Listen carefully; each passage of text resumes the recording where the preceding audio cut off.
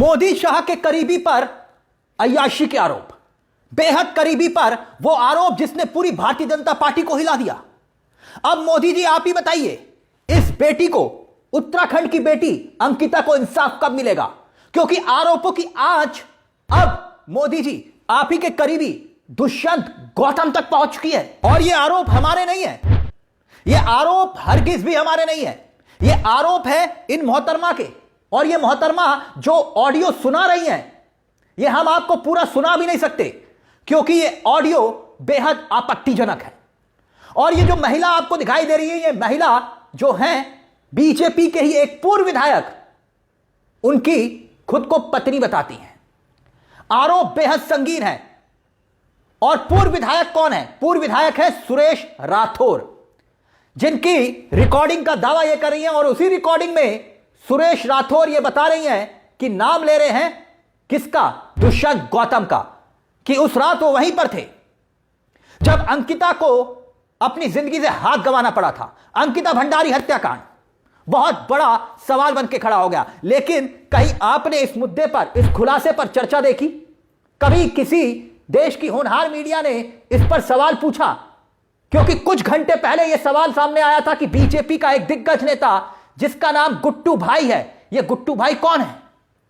और सवाल राष्ट्रीय महासचिव के अय्याशी के किस्से तक आ गए।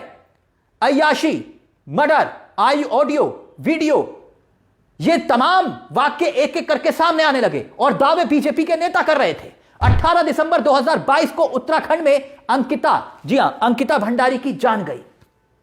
खबर आग की तरह फैली। बीजेपी नेता के बेटे के साथ तीन लोगों को सजा सुनाई गई पिछले दिनों। और तब भी सवाल खड़े हुए, वो वीआईपी कौन था? वो वीआईपी कौन था जिसका नाम को जांच एजेंसियों ने बचा दिया? अब ज्वालापुर के पूर्व विधायक सुरेश राठौर और उनकी कथित दूसरी पत्नी उर्मिला ने यह दावा किया है, ऑडियो सामने लेकर आई है। और वो ऑडियो ये है, इसी ऑडियो में दावा है। और दुष्यंत कुमार गौतम का इसमें नाम लिया गया है। दुष्यंत इस वक्त राज्यसभा से सांसद हैं, बीजेपी के राष्ट्रीय महासचिव हैं और उत्तराखंड के प्रभारी हैं। और इसके साथ साथ मोदी और शाह के बहुत खासम खास है। दावा यह तक कि ऑडियो में सुरेश राठौर यह कह रहे हैं कि उस रात दुष्यंत गौतम उसी रिजॉर्ट में मौजूद थे जहां अंकिता की जान ले ली गई। अब सवाल खड़े हो रहे हैं और एक बार फिर से हम कह दें, यह आरोप यह महिला लगा रही है, इन्हीं का दावा है और वो ऑडियो सुना रही है। अब इसमें कितनी सच्चाई है यह हम नहीं जानते, लेकिन कांग्रेस इस पूरे मुद्दे को लेकर हमलावर हो चुकी है। पहले अंकिता भंडारी केस की दोबारा जांच की मांग उठ रही है। यह मांग कांग्रेस नहीं बल्कि पूरे उत्तराखंड में गूंज रही है कि आखिरकार सच्चाई क्या है जिसे छिपाया जा रहा है। मगर इस पूरी न्याय की लड़ाई में क्या अब चेहरे साफ होने लगे हैं? गणेश गोदियाल कांग्रेस के प्रदेश अध्यक्ष हैं जो ये प्रेस कॉन्फ्रेंस कर रहे हैं, जिन्हें आप देख रहे हैं। गणेश गोदियाल दरअसल ये वो चेहरे हैं जो पिछले लंबे अरसे से इस मुद्दे को लेकर लगातार मुखर रहे। मैं कांग्रेस की बात नहीं कर रहा हूं, गणेश गोदियाल की बात कर रहा हूं जो ये प्रेस कॉन्फ्रेंस कर रहे हैं। गणेश गोदियाल उत्तराखंड में प्रदेश अध्यक्ष की भूमिका निभा रहे हैं कांग्रेस के।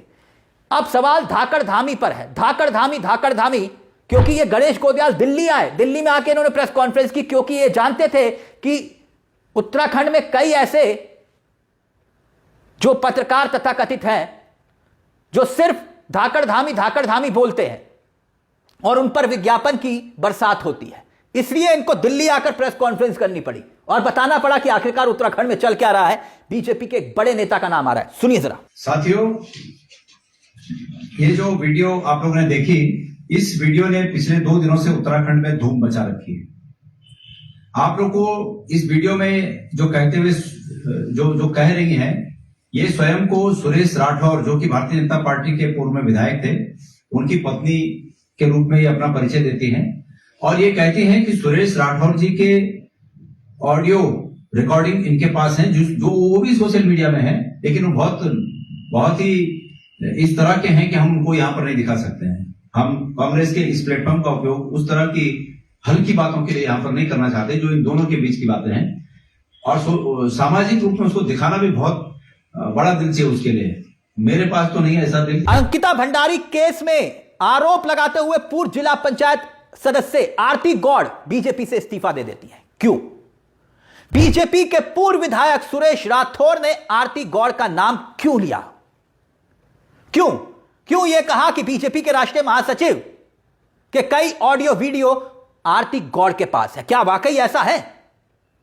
सुरेश राठौर की कथित दूसरी पत्नी उर्मिला आरोप लगा रही है आरती गौड़ ने ही उस कमरे पर बुलडोजर चलवाया जिसमें अंकिता भंडारी की जान ले ली गई थी, सबूतों को नष्ट करने के लिए। और यह दावा खुद उर्मिला कर रही है, ऑडियो सुना रही है, ताकि यह सवाल गुम हो जाए कि आखिरकार उस रात को वो वीवीआईपी कौन था।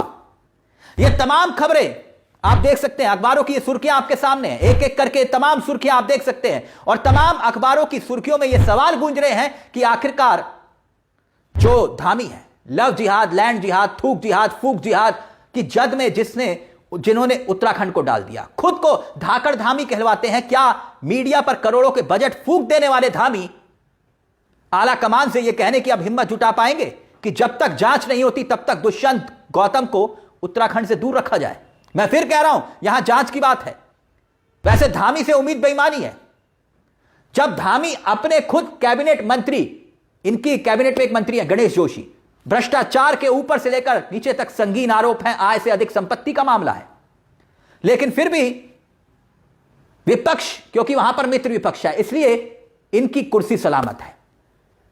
लेकिन अब यह मामला कई सवाल खड़े कर रहा है, आरोप लग रहे हैं और जांच की बात हो रही है, और खुद कांग्रेस के नेता सामने आकर हमलावर हो रहे हैं, कह रहे हैं कि आखिरकार जांच कब होगी।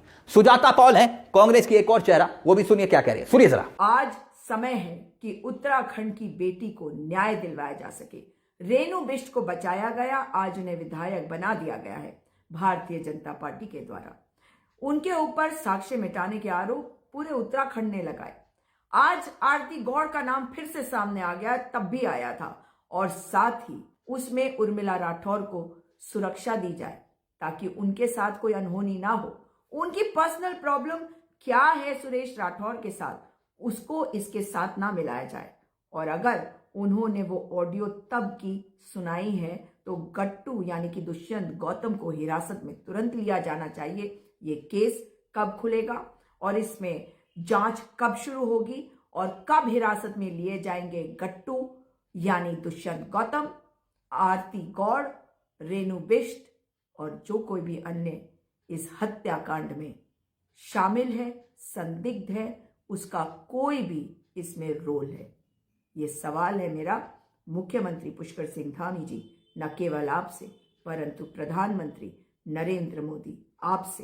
तो क्या इस मामले पर जांच पूरी मुकाम तक पहुंच पाएगी? क्या उत्तराखंड की बेटी को इंसाफ मिल पाएगा? सवाल अब खड़े हो रहे हैं क्योंकि ये मोदी जी के करीबी हैं दुष्यंत गौतम, और हम फिर कह रहे हैं कि जांच के बिना किसी नतीजे पर पहुंचना बेईमानी है। अब उर्मिला सच बोल रही है या फिर झूठ बोल रही है, यह तो उर्मिला के पास जो ऑडियो है जिसे वो सुना रही है, जो रिकॉर्डिंग है जिसे वो सुना रही है, इसकी जांच के बाद ही तो पता चलेगा। क्या उर्मिला की खुद की जान भी खतरे में है?